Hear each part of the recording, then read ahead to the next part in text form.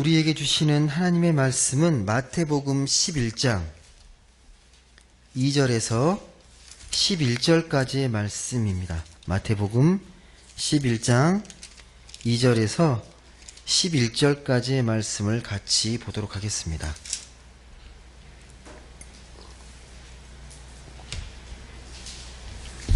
마태복음 11장 2절에서 11절까지의 말씀, 우리 말씀을 한 절씩 교독해 읽도록 하겠습니다.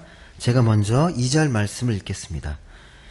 요한이 옥에서 그리스도께서 하신 일을 듣고 제자들을 보내어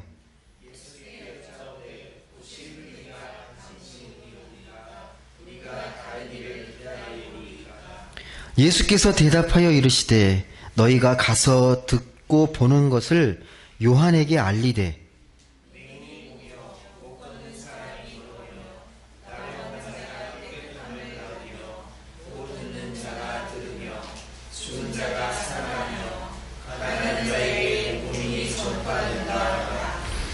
누구든지 나로 말미암아 실족하지 아니하는 자는 복이 있도다 하시니라.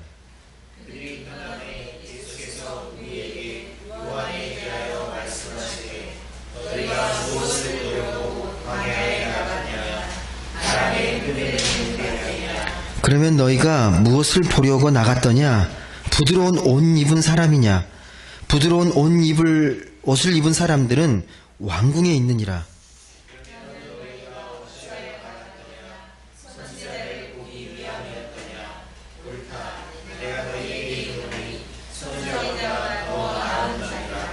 기록된 바 보라 내가 내 사자를 내 앞에 보내노니 그가 내 길을 내 앞에 준비하리라 하신 것이 이 사람에 대한 말씀이니라. 진실로 너희에게 말하노니 여자가 낳은 자 중에 세례 요한보다 큰 이가 일어남이 없도다. 그러나 천국에서는 극히 작은 자라도 그보다 크니라. 아멘. 오늘은 진짜 메시아를 기대하는 신앙이라는 제목으로 같이 말씀을 나누겠습니다. 대림절 기간을 보내고 있는데요. 여러분, 대림절은 여러분이 아시는 대로 기다리는 절기입니다. 기다리는 절기. 예수님의 탄생을 기다리는 절기인데요. 특별히 그 예수님을 가장 많이 기다렸던 사람이 오늘 세례 요한입니다. 혹시 여러분은 뭘 기다리십니까? 성탄을 앞두고 기대되시는 게 있습니까? 재밌는 이야기 하나 있는데요. 그 금실이 되게 좋은 부부가 있었어요. 둘이 농담도 자주 하는 그런 부부였던 것 같은데, 어느 날 그 남편이 일을 하다가 아내에게 이제 카톡으로 문자를 보낸 겁니다. 뭐라고 보냈냐면, 여보, 당신은 이 세상에서 가장 귀한 금이 3가지가 있는데 어떤 금인지 아냐? 카톡을 딱 보낸 거예요. 근데 아내가 답장이 왔습니다. 뭐라고 한지 아세요? 현금, 지금, 입금. 그랬더니 그 말을 듣고 남편이 그 한 1, 2분 정도 지나서 답변이 왔어요. 방금, 조금, 입금. 예. 제가 이 말씀을 드리는 이유가 기다리더라도요, 즐겁게 기다리는 게 되게 중요합니다. 똑같은 기다림인데 고통스러운 기다림일 수 있습니다. 기대되는 것들이 나에게 희망을 주는 기대가 아니라 나를 불편하게 하거나 어려움이 닥칠 거라는 그런 기대감이 있으면 너무 힘듭니다. 근데 기다림을 우리가 정말 행복과 희망으로 기다려야지 그 기대가 가치가 있는 것입니다. 근데 세례 요한이 정말 메시아를 기대했던 대표적인 인물입니다. 세례 요한하고 예수님하고는 뗄래야 뗄 수 없는 밀접한 관련이 있잖아요. 근데 세례 요한만 예수님과 깊은 밀접한 관련이 있는 게 아니죠. 또 누가 있습니까? 잘 아시겠지만. 예수님 하면 딱 떠오르는 사람이 누굽니까? 12제자 아닌가요? 예. 12제자도 예수님과 밀접한 관계가 있잖아요. 근데 세례 요한하고 예수님의 제자들하고 어떨까요? 같습니까? 어떤 그 관련성, 그런 밀접한 관련의 내용들이 같은가요? 좀 결이 달라요. 예수님의 제자들은 말 그대로 그 예수님의 가르침을 따랐던 사람들입니다. 말 그대로 제자들입니다. 예수님의 부르심에 순종하면서 주님의 가르침을 따랐던 사람들이 예수님의 제자였고요. 이 제자들은 나중에 예수님이 부활하고 승천하신 이후에 어떤 위치에 오르게 됩니까? 초대 교회가 세워지면서 초기 기독교 리더가 되잖아요. 지도자로 세워집니다. 세례 요한은 좀 달라요. 선구자 역할을 했던 사람이에요. 예수님이 오시기 전부터 광야에 나가서 외쳤던 사람이죠. 주님이 오실 길을 예비했던 사람이 이 세례 요한입니다. 근데 세례 요한은 주님의 길을 예비했던 선구자 역할만 한 게 아니라 정말 중요한 역할을 또 한 가지를 했습니다. 혹시 뭔지 아세요? 예수님과 세례 요한과의 관계에서 요한이 했던 정말 중요한 역할 한 가지를 했습니다. 예, 세례를 베풀었습니다. 요단강가에서 세례를 베풀었습니다. 근데 예수님은 세례를 받을 만하십니까? 받을 만한 사람입니까? 세례 의식이 어떤 의미가 있죠? 세례를 받는다는 의미가? 모든 죄를 씻고 거듭남의 의미가 있잖아요. 그게 상징적 행위가 세례잖아요. 예수님이 세례 받는다는 건 말에 맞지 않습니다. 하나님의 아들이시잖아요. 하나님의 아들로 오셔서 무엇 때문에 오신 겁니까? 우리를 구원하시려고 오신 거기 때문에 예수님이 세례 받는다? 뭔가 안 맞지 않습니다. 그래서 세례 요한도 거부하잖아요. 당신에게 세례를 베풀 수 없습니다라고 거절하잖아요. 근데 왜 세례를 줬을까요, 근데? 왜 세례를 받는 게 합당하다고 말씀하셨을까요? 또 성경은 왜 그걸 기록했을까요? 오히려 이게 세례 받았다는 게 오히려 하나님의 신성에 있어서는요, 믿지 않은 사람들이 봤을 때는요, 오히려 거리가 됩니다. 비판거리가 됩니다. 무슨 하나님의 아들이면서 세례를 받고 있어? 말도 안 돼. 하나님의 아들일 수 없어라고 오히려 비판할 수 있는 근거가 될 수 있다는 겁니다. 근데 그걸 굳이 기록하고 있잖아요. 왜 기록했을까요? 예수님의 그 공생의 시작이요, 세례 받은 이후로 시작이 됩니다. 세례 받은 이후로 시작되는데요. 세례 요한의 그 역사적 그 실제성에 대해서는 아무도 부인하지 않습니다. 근데 여전히요, 예수님에 대해서 많은 사람들이 부인합니다. 신화적인 인물이다. 이것은 사람들이 만들어낸 영웅이다라고 말을 이야기를 합니다. 근데 세례 요한과의 관련성, 세례 요한이 예수님께 세례를 줬다는 걸 통해서 명확하게 증거하는 거예요. 세례 요한에게 세례받은 예수님, 그 역사성을 증명하는 게 세례 의식입니다. 매우 중요하고 또 한 가지가 뭐냐면 이 세례 요한하고 예수님과의 관계를 이야기할 때 어떤 말이 있었냐면 예수님의 그런 활동과 공생의 모습들을 보면서 와, 세례 요한이 다시 살아났다라는 말을 합니다. 그 당시 사람들이. 그만큼 세례 요한을 통해서 예수님이 신화적인 인물이 아니라 그리스 신화에 나오는 그런 인물이 아니라 정말 우리와 함께 했던 그러한 실존의 인물이었다라는 것을 세례 요한의 그 세례를 통해서 명확하게 증거하게 됩니다. 이 모든 것들이 주님이 역사적인 인물이라는 걸 증거하는 게 세례 요한을 통해서 증명이 된다는 겁니다. 또 한 가지 또 사건이 나옵니다. 세례 요한과 예수님과의 그런 관계를 나타내는 오늘 말씀인데요. 오늘 본문에 보면 이 세례 요한이요, 이게 옥에 갇힙니다. 왜 옥에 갇힌지 아세요? 무엇 때문에? 무엇 때문에 갇힌지 아십니까? 세례 요한이 제자들에게 옥에 갇혀 있으면서 제자를 보냅니다. 세례 요한의 제자들을 보냅니다. 예수님에게 뭐라고 질문을 시키냐면 3절에 보시면 오실 그이가 당신입니까? 다른 이를 기다려야 합니까? 라고 묻습니다. 이게 무슨 말이에요? 당신이 진짜 메시아입니까? 라는 질문이잖아요. 왜 이렇게 바뀌었을까요? 감옥에 있으면서 왜 이렇게 마음이 흔들렸을까요? 왜 이런 질문을 할까요? 세례 요한이? 당시 유대인들은 정말 메시아를 정말 대망했습니다. 메시아 오기만을 기다렸습니다. 왜? 너무 삶이 힘들고 고통스럽고 너무 핍박 가운데 살다 보니까 너무 지친 거예요. 이 세상을 한 번에 딱 뒤집어 줄 만한 이 메시아를 정말 갈망했습니다. 그 대표적인 인물이 오늘 나와 있던 이 세례 요한인데요.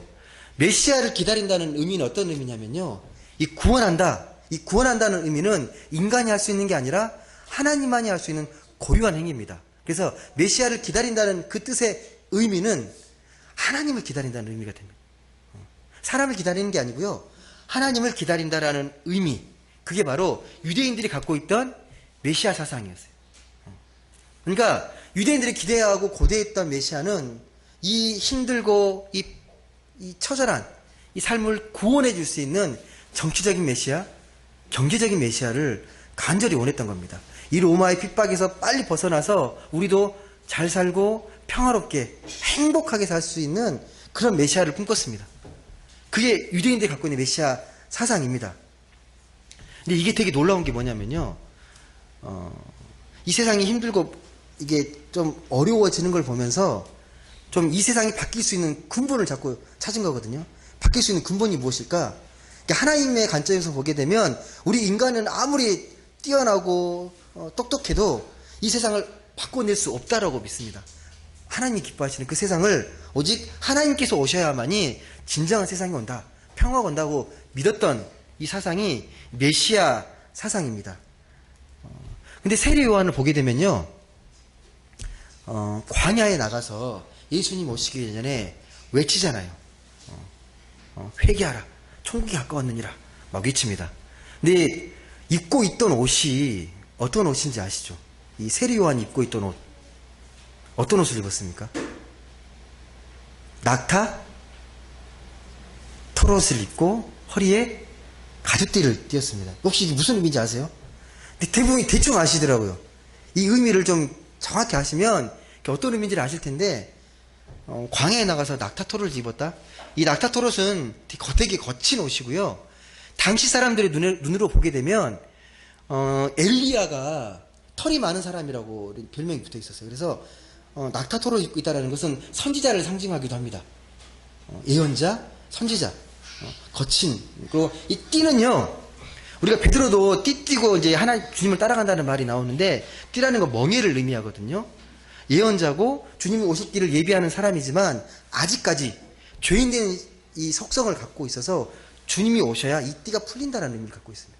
이 띠가, 이 구속의 띠, 아직 아담의 출성을 아직 해결하지 못한 그 상태, 메시아를 간절히 기다리는 상태가 이 띠입니다. 이 낙타는 예언자를 상징하는 거고, 이 띠는 주님의 오심을, 죄인된 인간의 모습을 적나라하게 드러내는 모습이 띠로 나타납니다. 또 먹는 음식이 있죠. 이 세례 요한이 광야에서 뭘 먹습니까? 두 가지를 먹어요. 이게 성경에 기록된 거예요. 메뚜기와 석청. 근데 이거 잘못 오해하셔서 메뚜기 단백질 꿀도 되게 먹기 좋은 거라서 되게 웰빙 식사를 하셨네라고 오해하시는데요. 그게 아닙니다. 메뚜기는요, 그 히브리어 그 원문을 찾아보면 하루브라고 있는데요, 두 가지로 해석을 합니다. 메뚜기를 먹었다는 의미를, 첫 번째는 진짜 그 광야에 베두인족 속들이 먹었던 그 메뚜기, 가난한 사람이 먹었던 메뚜기라는 의미도 있고, 또 한 가지는요, 그 곤충 메뚜기라는 뜻도 있지만 지엄나무의 그 열매도요, 이 하루브라고 합니다. 똑같아요. 이 지엄나무 열매도요, 메뚜기 하루브예요. 이 지엄나무는 아시겠지만 돼지들이 먹던 열매고요, 가장 가난한, 그러니까 먹을 것이 다 떨어져서 우리가 보릿고개 때 풀뿌리 뭐 치켜 먹듯이 그런 걸 먹는 걸 상징하는 거예요. 이 메뚜기를 먹는다는 의미는. 근데 이게 우리가 종교적 의미로 더 갖게 되면 이 두 번째 지엄나무 열매라는 해석이 되게 좀 더 바른, 좀 더 우리가 받아들이기에 좀 유력한 해석이 아닐까라는 생각을 해봅니다. 근데 대부분은 메뚜기를 곤충으로 많이 알고 있는데, 두 번째로 요즘 성서 해석자들이 많이 이야기를 합니다. 꿀은요, 석청은 뭔지 아세요? 석청? 꿀인 건 아시죠? 돌석자의 꿀청이에요. 돌의 꿀인데 어떤 꿀이냐면 우리가 생각하는 그냥 그런 꿀이 아니고요. 그 당시 이스라엘이 꿀은 세 가지 종류가 있습니다. 종려나무 열매에서 떨어지는, 그러니까 대추나무 야자 있죠. 거기서 떨어지는, 거기 나오는 꿀이 하나가 있고, 또 한 가지는 벌꿀이 있고, 또 한 가지가 뭐죠? 기억이 안 나네요, 제가. 갑자기. 아무튼 그 꿀이 있는데, 대부분 꿀 그러면 이 종려나무 열매의 꿀을 생각합니다. 이스라엘 사람들은. 그런데 그 이삭죽기 아시죠? 이삭죽기. 이스라엘 사람들이 이제 추수 때가 되면 다 추수하고 나서 다 걷지 않고 밥 모퉁이랑 이런 거 떨어진 걸 줍지 않고 그렇게만 가져갑니다. 그러면 가난한 자들이 그걸 먹고 또 배를 채울 수가 있기 때문에 그렇게 하는데, 곡식만 그렇게 한 게 아니고요. 과일, 나무 모든 열매에 다 해당되는 상황입니다. 그러니까 대추나무를 다 따지 않고 남겨놓으면 때가 되면 떨어지잖아요. 떨어지면서 그 꿀이 돌틈 사이로 들어가요. 돌틈 사이로 꿀이. 이게 좋은 꿀은 아니에요. 근데 이걸 그 당시에 그 민중들이 먹었던 꿀입니다. 이게 좋은 꿀이 아닙니다. 먹고 살기 위해서 먹었던 꿀이에요. 이게 메뚜기 석청, 이게 뭐 세례 요한이 웰빙 식사를 한 게 아니고요. 정말 가난한 마음으로, 겸손한 마음으로, 선지자지만 가장 낮은 자세로서 그걸 먹으면서 메시아를 기다렸다는 알 수 있습니다. 그 의미가 있어요. 좀 설명이 길어졌는데, 그렇게 있으면서 광야에 외치는 거죠. 자기가 삶으로 보여주면서. 뭐라고 외칩니까? 욕을 많이 하는데, 이 독사의 자식들아. 우리말로 표현하니까 독사의 자식이고요. 히브리어 표현하면 우리말로 하면 되게 심한 욕입니다. 개시옷 이런 욕들입니다. 야, 이 개, 이 만두 못한 놈들아. 이런 것들입니다. 되게 강렬하게, 거칠게 표현합니다. 그냥 돌려서 표현하지도 않고요. 되게 세게 표현합니다.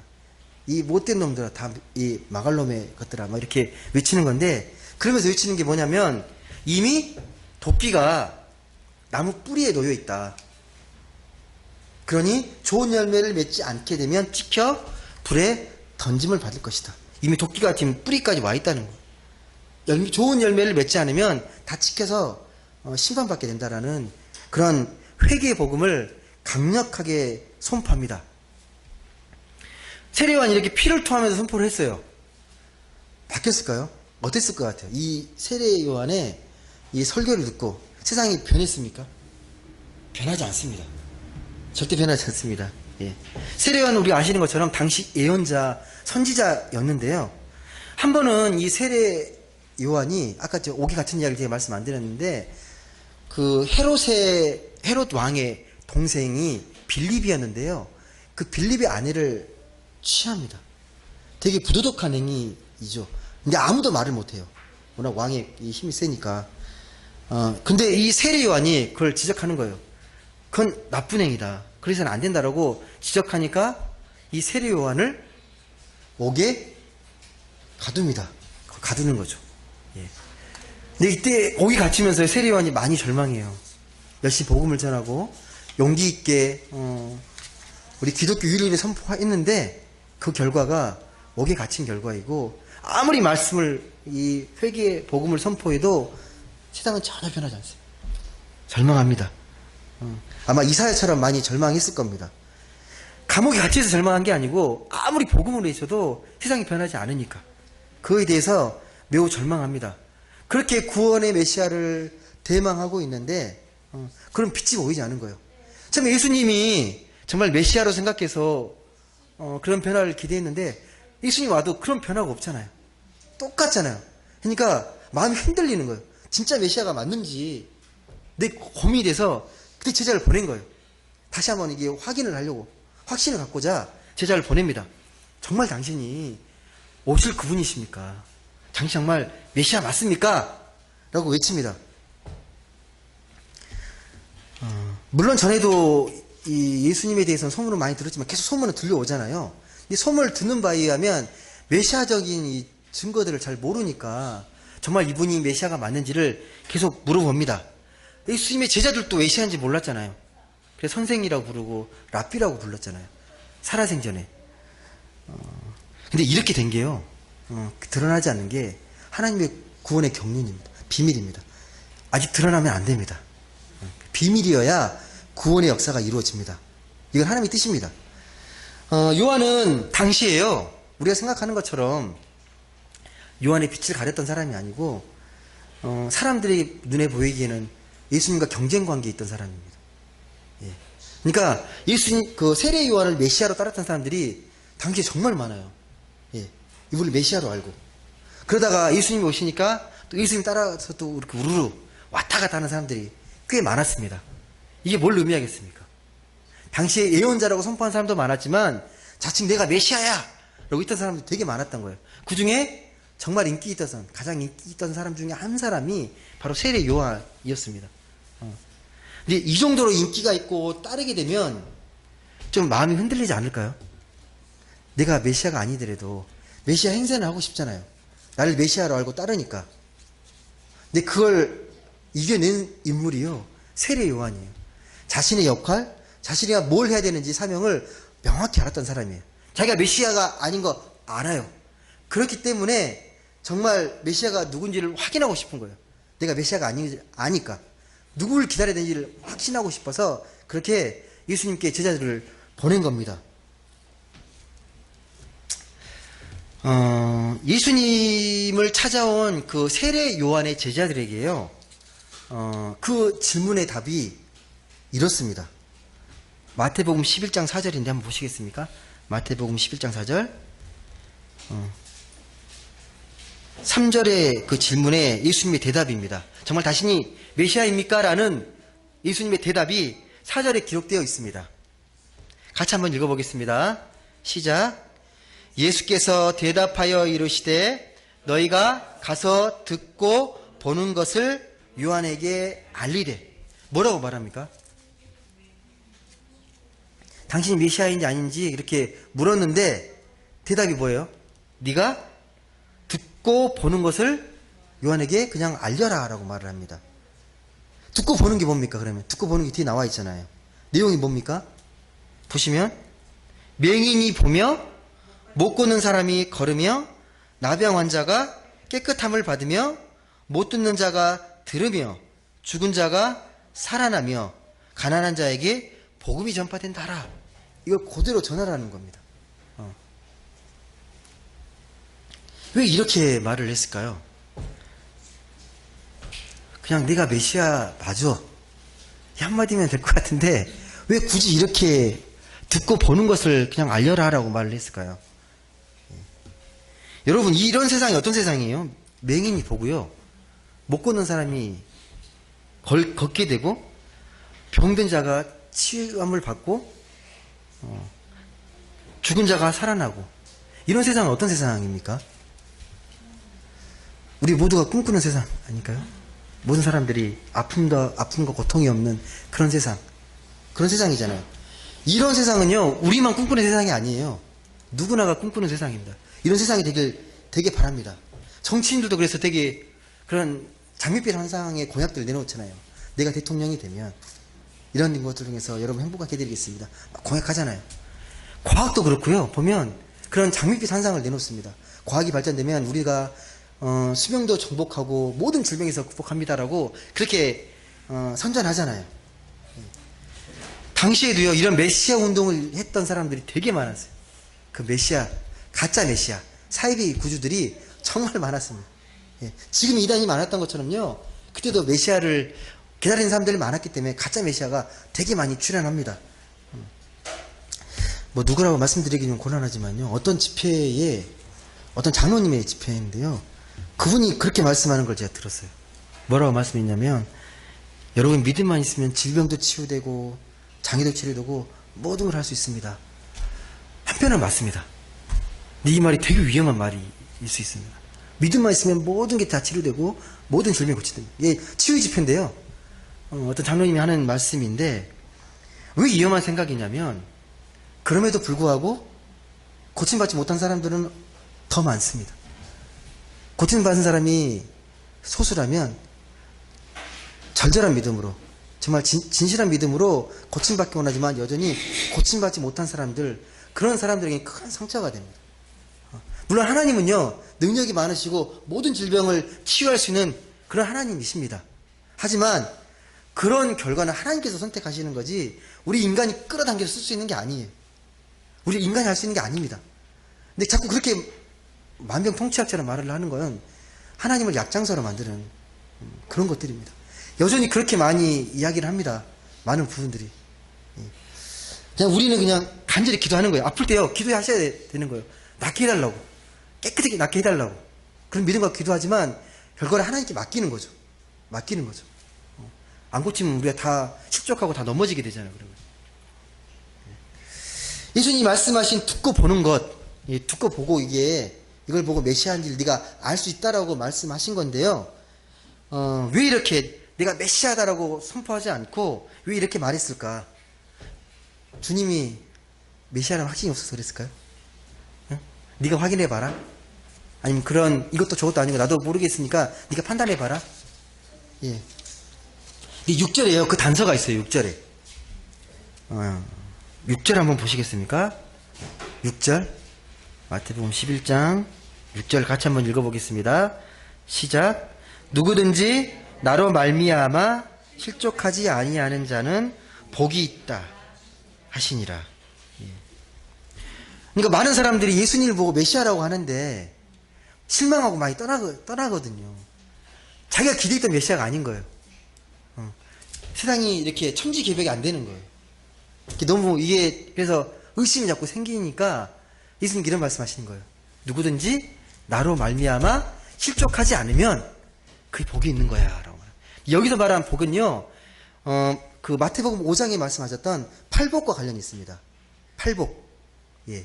심령이 가난한 자는, 의에 줄이고 목마른 자는, 또 뭐 있죠? 애통하는 자는, 긍휼한 자는, 마음이 청결한 자, 화평케 하는 자, 의를 위해 핍박받는 자는 복이 있도다 할 때 그 복입니다. 근데 그 복은 헬라어로요, 마카리오스라고 하는 건데, 그냥 간단히 말씀드리면 이거예요. 행복한 상태를 복이라고 말합니다. 행복한 상태. 근데 행복한 상태가 어떤 상태냐면 그냥 행복이 아니고 최상의 행복이에요. 극상의 행복. 복 중의 복. 행복의 최상급을 말할 때 마카리오스를 씁니다. 이런 사람들은 최고의 복이 있어. 최고 행복한 상태야라고 말을 합니다. 실족하지 않으면 네가 이 나로 인한 나를 제대로 믿고 실족하지 않게 되면 최고 행복한 상태, 최고의 복을 누릴 수 있어라고 말합니다. 심령이 가난해도 네가 애통하는 가운데 네가 마음을 온유함을 지키면 의롭게 살게 되면 네가 마음이 긍휼하고 청결하고 사람들이 화평케 하는 그런 자들은 결국 최고의 복을 하나님께서 허락하신다는 말씀입니다. 그 복입니다.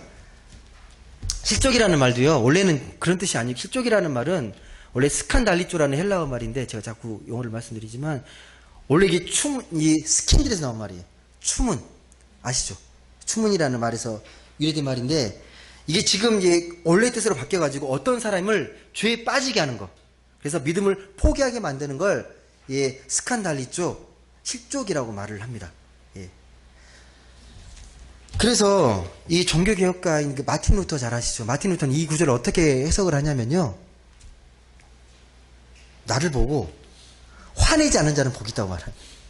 나보고 저기 뭐가 메시아야! 화를 내지 않는 자가 복이 있다라고 말을 합니다. 그만큼 실망스러운 거예요. 자기가 기대했던 메시아가 아니니까. 내가 꿈꾸는 메시아가 아니야. 세상이 바뀌어야 되고 내가 잘 살아야 되고 막 그래야 되는데 그런 메시아의 모습이 전혀 아닌 겁니다. 예수님 왜 이렇게 말씀하셨을까요? 그냥 나에게 일어나는 일을 보고 나를 믿으라 하면 간단할 텐데 그렇게 말씀하지 않습니다. 그만큼 말씀했지만 이 메시아로 인한 스캔들이 되게 많이 벌어진 거예요. 메시아 컴플렉스도 이런 일 계속 벌어지는 겁니다. 유대인들은 여전히, 그러니까 예수님이 오시더라도 지금 유대인 똑같아요. 그런 메시아를 기다리고 있습니다. 예수의 메시아상이 아니고 그들이 꿈꾸는 메시아를 여전히 기다리고 대망하고 있습니다. 그러니까 예수님은 한 선지자 정도는 될 수 있는데 메시아는 아닌 거예요.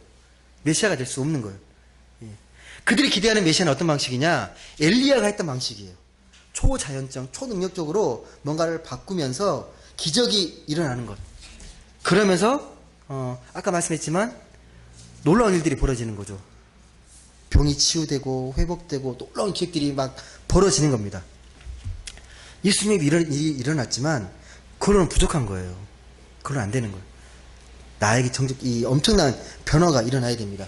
근데 꼭 놓치는 게 있어요. 병이 치유되고 고침받고 이게 뭐 다 있는데 마지막 구절을 꼭 잊어버려요. 혹시 마지막 구절 보셨습니까? 예. 그 메시아가 왔을 때 나타나는 이 특징 5절 보시면 끝절에 뭐라고 되어 있습니까? 가난한 자에게 복음이 전파된다.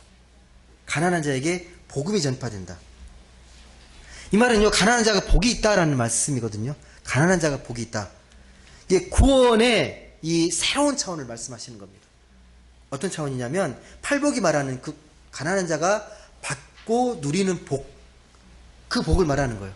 근데 이걸 인정하지 않아요. 구약에 나와 있는 유대의 메시아상에 대해서 이걸 인정하지 않습니다. 그냥 병이 치유되고 고침받고 회복되고 놀라운 기적이 벌어진 건 바라는데 이 가난한 자에게 나타나는 이 복을 잘 외면합니다. 외면합니다. 그러니까 이걸 보지 못하니까 실족할 수밖에 없는 거예요. 예수님이 왜 그렇게 가난한 자들, 소외된 자들, 병든 자들, 죄인된 자들을 찾아서 복음을 전했는지를 이해를 못하는 겁니다. 그들은 구원받지 못한 자라고 생각했기 때문에 이 가난한 자, 소외된 자에게 복음이 전파된다는 이것을 인정하지 못하는 겁니다. 여전히 제가 말씀드렸지만 그들은 포기하지 않아요. 왜 포기하지 않느냐? 정리하면 이겁니다. 정말 예수님이 메시아라면, 정말 메시아라면 이 세상이 완전히 달라져야 한다.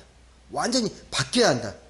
예수가 오시기 전이나 후나 달라진 게 아무것도 없는데 어떻게 이걸 메시아라고 주장할 수 있냐라는 게 그들의 주장입니다. 일리는 있죠. 그들이 바라보는 메시아상이 아니기 때문에. 아마 세례 요한도 그런 심정으로 예수님께 질문했을 겁니다.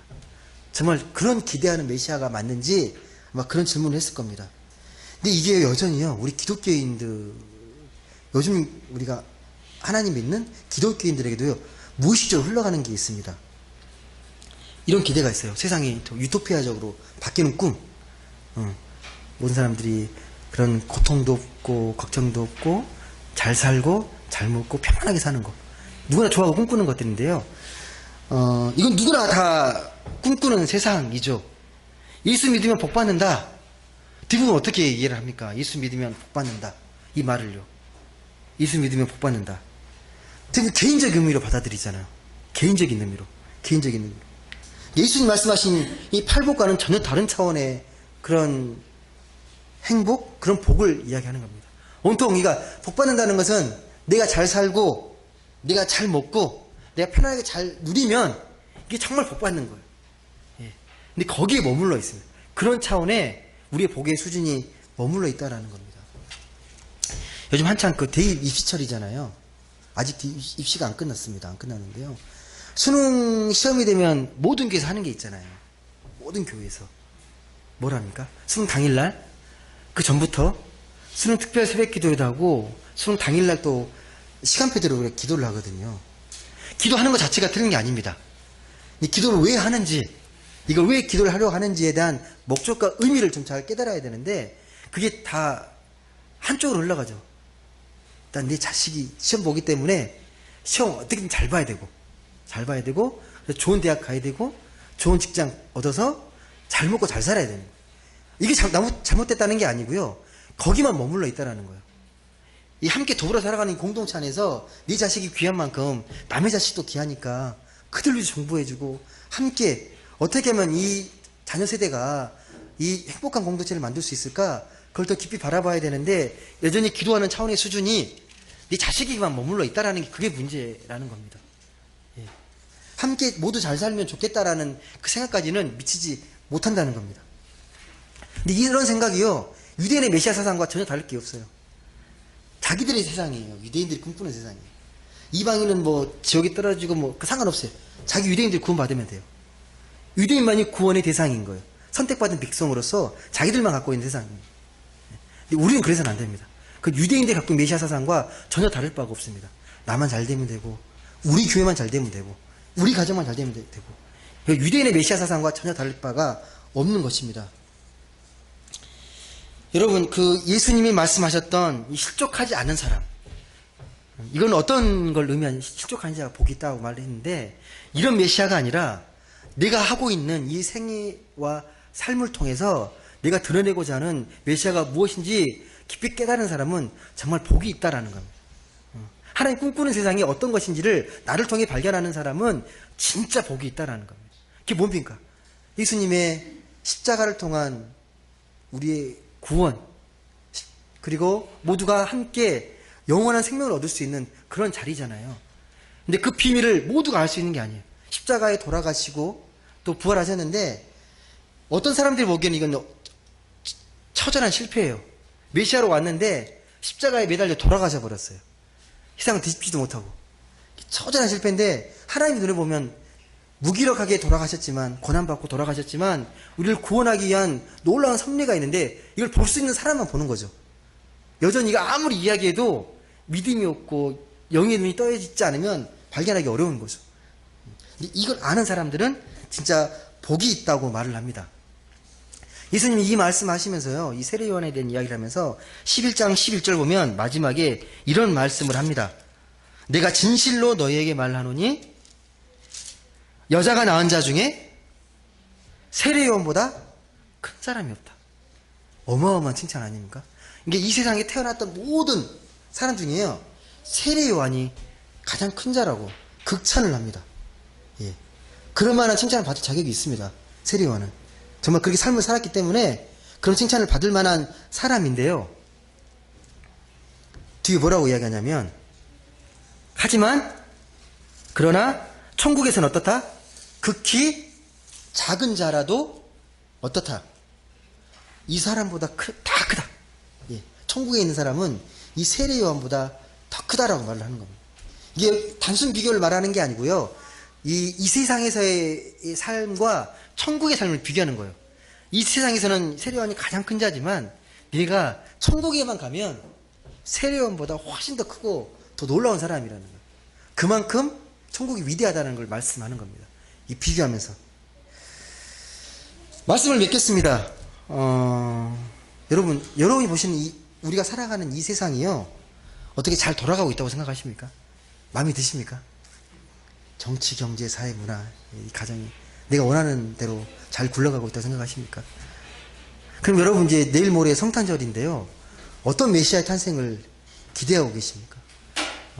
어떤 구원을 우리가 기다리고 계십니까? 내가 예수를 믿으면서 뭘 기대하십니까? 내가 예수를 믿으면서 어떤 변화가 있기를, 어떤 기대를 갖고 여러분 예수를 믿고 계십니까? 병이 낫기를, 더 부자 되기를, 아니 자식이 더 잘 되기를, 좀 더 넓게 보면 이 나라와 이 대한민국이 정말 잘 발전하기를, 그런 걸 꿈꾸고 계십니까? 이것만 꿈꾸고 계신다면요, 유대인들의 메시아 사상과 똑같습니다. 다시 말씀드리지만 거기에 갇혀서는 안 됩니다. 우리는 더 우주적인 이 메시아를 기다리고 있는 겁니다. 하늘나라, 하나님의 나라를 꿈꾸면서 이 메시아를 기다리고 있습니다. 그런 구원을 원한다면 우리 삶에서 벌어지는 많은 일들로 인해서 실족하지 않을 겁니다. 아, 예수 믿는 사람들이 이렇게 많은데, 예수님 오셨는데 왜 이 나라, 이 모양이 이 꼴일까? 그렇게 한숨 쉬고 푸념하진 않을 겁니다. 예수님은 무기력하게 십자가에서 그냥 돌아가신 분이십니다. 예수를 믿음으로 우리가 진정한 메시아를 믿었으면 좋겠습니다. 진정한 메시아가 다시 오기를, 그런 대림절 기간이 되었으면 좋겠습니다. 내일 모레인데요, 정말 우리가 꿈꾸는 진짜 메시아가 탄생하기를, 그래서 이 땅 가운데 모두가 함께 행복할 수 있는, 모두가 복된 존재의 삶으로 살아갈 수 있는 그런 세상을 꿈꾸는, 그런 메시아상을 기다리는 우리 모두가 될 수 있기를 주님의 이름으로 간절히 소망합니다. 기도하겠습니다.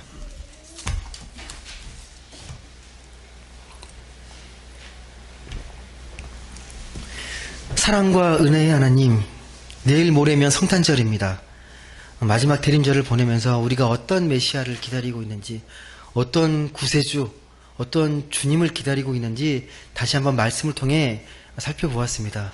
여전히 이기적인 내 욕망과 내 어떤 정욕적인 것들로 소원을 채우려고 하고 있지는 않습니까? 나의 소원을 들어주는 그런 메시아를 기다리고 있지는 않습니까?